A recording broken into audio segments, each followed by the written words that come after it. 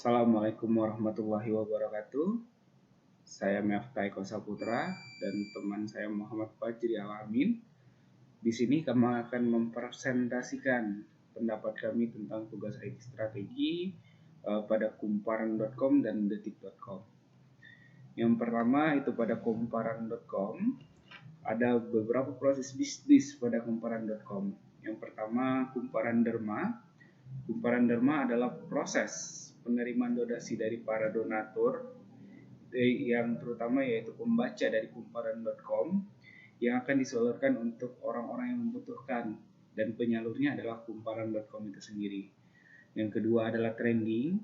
Trending ini adalah berita-berita yang telah disajikan oleh kumparan.com dan banyak dibaca oleh para pembaca para pembaca kumparan.com. Yang keempat adalah news, yaitu berita. Kumparan.com yaitu penyedia layanan jasa berita bagi para pembaca. Yang kelima adalah pusat COVID-19 sebagai media informasi bagi para pembaca untuk mengakses update terbaru tentang COVID-19 yang sekarang menjadi pandemi baik di Indonesia ataupun di seluruh dunia. Yang kedua, yang seterusnya yaitu Crispy. Crispy adalah tempat berkarya bagi para penulis dan bisa membagikan cerita, cerpen, cerbong, dan bagian novel dan lain-lain yang mana akan diseleksi oleh tim kumparan.com yang mana layak publish akan dipublish oleh kumparan.com. Yang seterusnya yaitu media sosial. Media sosial ini adalah untuk mengupdate informasi secara langsung tanpa harus masuk ke web kumparan.com dan sebagai media juga untuk berinteraksi dengan para pembaca kumparan.com. Yang seterusnya adalah iklan sebagai penyedia jasa atau sebagai penyedia informasi. Tentunya kumparan.com juga menyediakan berbagai macam kolom iklan yang dapat digunakan oleh berbagai bisnis yang ada pada saat ini. Yang keempat yaitu aplikasi mobile. Aplikasi mobile ini adalah disediakan oleh kumparan.com agar bisa digunakan, dibaca dimanapun, kapanpun, dan dapat diakses dimanapun dan kapanpun tanpa harus mengakses kumparan.com melalui web. Dan seterusnya itu ITIS pada kumparan.com.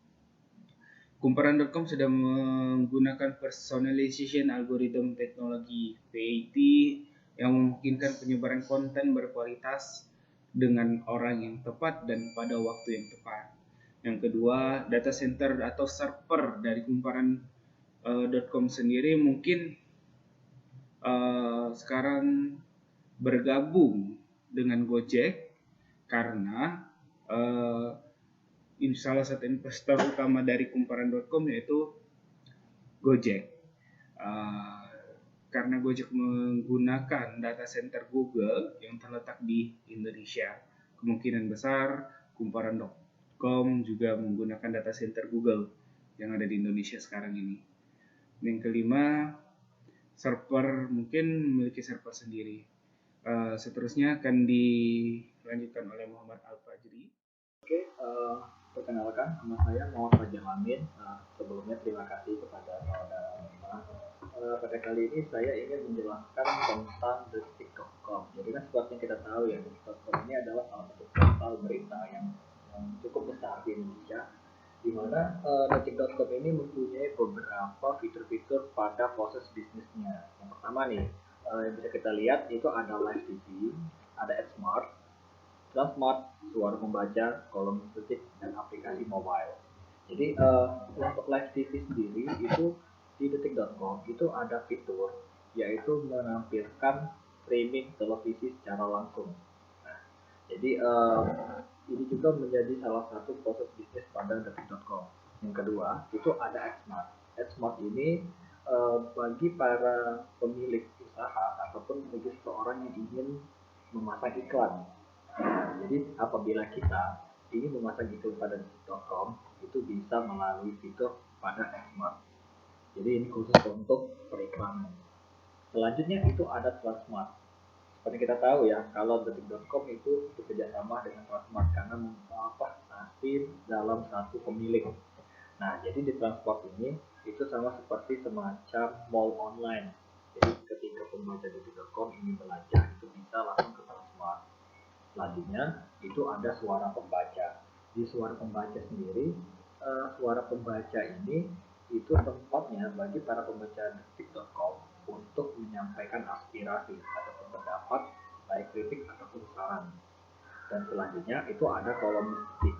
Di kolom detik itu bagi para pembaca ataupun pengguna detik.com itu agar dapat menciptakan atau membuat aplikasinya sendiri. Jadi bisa dicek dari kolom detik.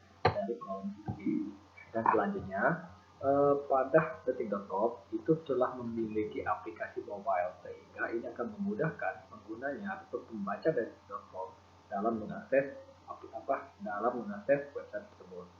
Jadi bisa diakses baik menggunakan handphone ataupun menggunakan laptop ataupun komputer. Kemudian untuk IT atau IS part detik.com, seperti kita lihat ya, itu ada yang namanya software as a service atau SaaS, adalah suatu model penyampaian aplikasi software oleh suatu vendor produk yang mengembangkan aplikasi web yang diinangi dan dioperasikan untuk digunakan oleh pelanggannya melalui internet dan memungkinkan penggunanya mengakses tanpa mengeluarkan biaya. Seperti itu. Yang kedua, itu ada GMS, yaitu merupakan solusi bagi pengiklan yang menginginkan hasil kampanye lebih efektif dan efisien. Selain platform speedy, cost per duration, kini pengiklan juga menggunakan platform CPC, yaitu cost per click. Jadi dan juga CPL, cost per lead, yang saat beriklan di detik.com. Platform tersebut kini tersedia dalam format display maupun basis artikel. Di satu sisi, itu detik.com telah mempunyai server sendiri, sehingga mereka untuk segala urusan data-data dari detik.com itu sudah dia olah pihak detik.com sendiri tanpa menyewa server dari pihak ketiga. Oke, untuk penjelasan dari info Bedebis bisa dilanjutkan kepada saudara Meta. Terima kasih kepada saudara Meta, saya persilakan. Saran untuk website info Bedebis, yang pertama, membuat tampilan jauh lebih sederhana dan menarik untuk dilihat. Yang kedua, menyediakan fitur login untuk menambahkan jumlah user aktif yang bisa mengakses ke infobedebis.com. Yang ketiga, menyediakan iklan untuk mengembangkan website lebih lanjut dan menerima income yang lebih agar bisa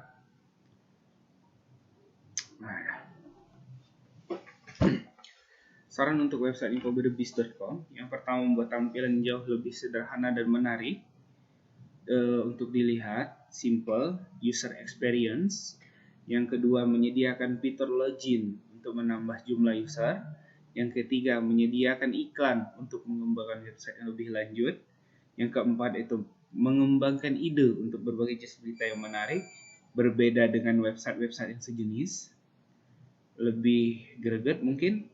Yang kelima, itu mencari media partner lokal yang dapat berkolaborasi agar kedepannya bisa lebih berkembang lagi websitenya. Mungkin itu saja dari kelompok kami. Lebih dan kurang saya mohon maaf. Padahal saya mohon ampun. Akhirul kalam nun wal qalam mimma yaskurun. Wassalamualaikum warahmatullahi wabarakatuh.